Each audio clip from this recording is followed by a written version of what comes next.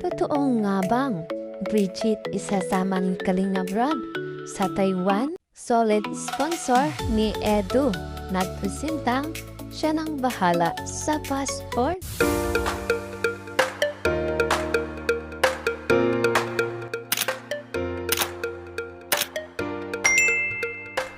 Marami ang nagulat sa unang pagkakataon na kung saan mga kalingap Bridget ay makakasama sa Taiwan. Solid supporters o solid sponsor ni Edu ay nagpresenta ng siya nang bahala sa passport ni Bridget.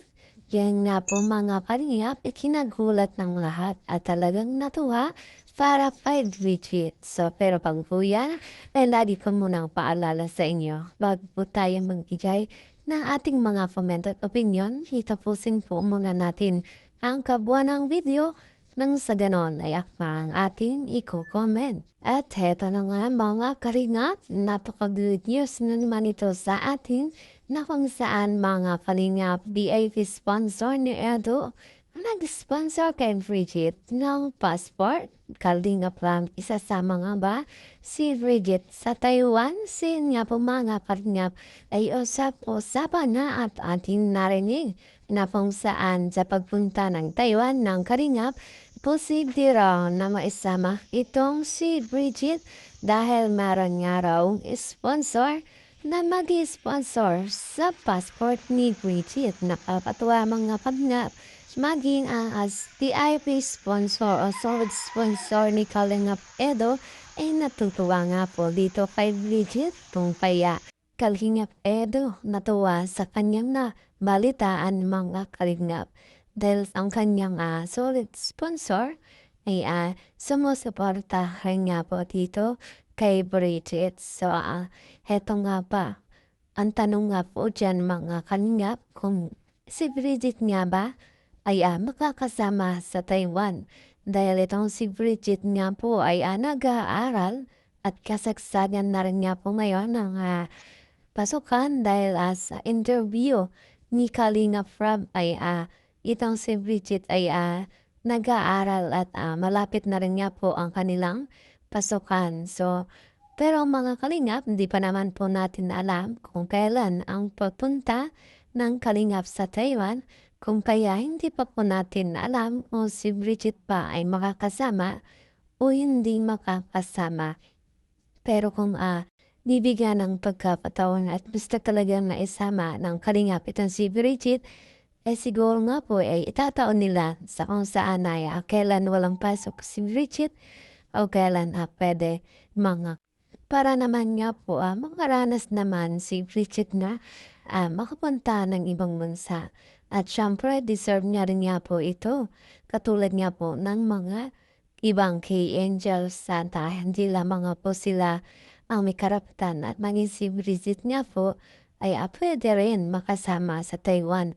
At lahat naman ng K-Angels ay nakapunta na o naisama na ni Kalinga Prab sa ibang bansa kung kaya nandito na naman sa Bridget ang pagkakataon mga kalingap no.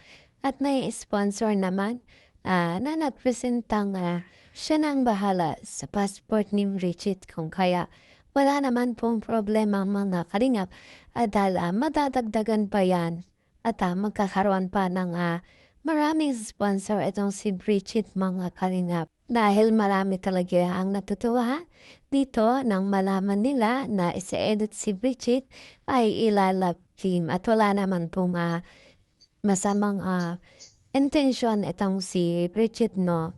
Ang gusto niya lang naman ay makapagtapos sa pag-aaral at kahit nga po wala ang love team ay okay lang sa kanya. Dahil nandyan naman daw itong kaniyap si Kalinga Prab sumusuporta sa kanyang pag-aaral at yun lamang naman po ay sapat na sa kanya. So palika ito nga po sa opportunity na magkaroon si Bridget ng kalab team okay din sa kanya mga kalingap. At malaking tulong din nga po ito sa kanya dahil dito nga po ay agad na may nagkasintang maging sponsor ni Bridget nang malaman nga po si Bridget ay ilalove team dito kay Edo. So isang blessings din na itong si Edo ay nandyan, handang sumuporta, handang tanggapin yung hiling ni Kalingap Rab kung kaya isa na rin na pasasalamat kay Edo ni Bridget mga Kalingap pamakin mo wala pang part 1 na kung saan na inihantay ng lahat marami na nga po talaga ang kinikilig, marami na ang napamahal at sumuporta dito na kung tinatawag ay love team na i-cheat na kung saan mga Kalingap. At sana nga po 'no, matuloy mga Kalingap itong pagpunta nila ng Taiwan at maisama pa itong si Bridget at malamang sa malamang ay, ang mga antay diyan ay magtatahulan na naman.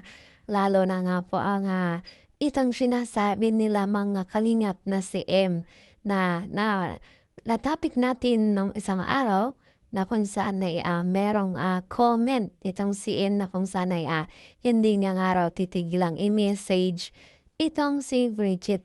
Kagaya nga po sa ginawa niya doon sa ex-angel walang iba kundi si Viancy.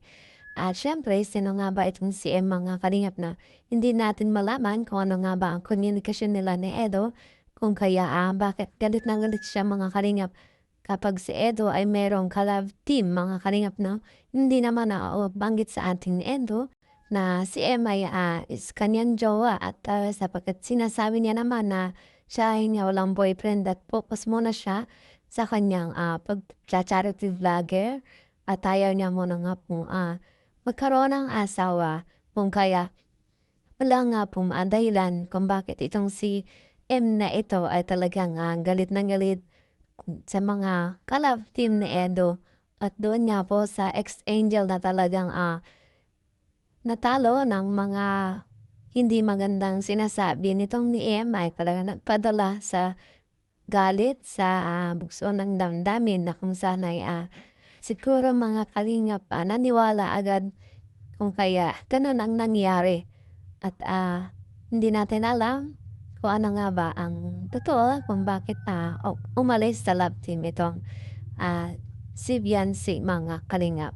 At ngayon nga po no, si Bridget na naman ang kanyang tina-target na kung saan ay hindi niya naman talaga makakaya dahil alam naman na ni Bridget ang kanyang papasukin at alam niya ang mga mangyayari na magkakaroon siya ng bashing at alam niya din na gagawin sa kanya itong ni M.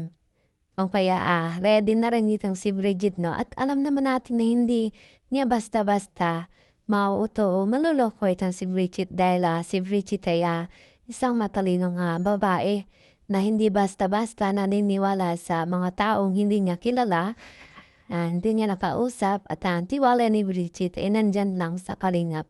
Hindi nga po yun mawawala at yun ang kanya pinapangako mga Kalingap.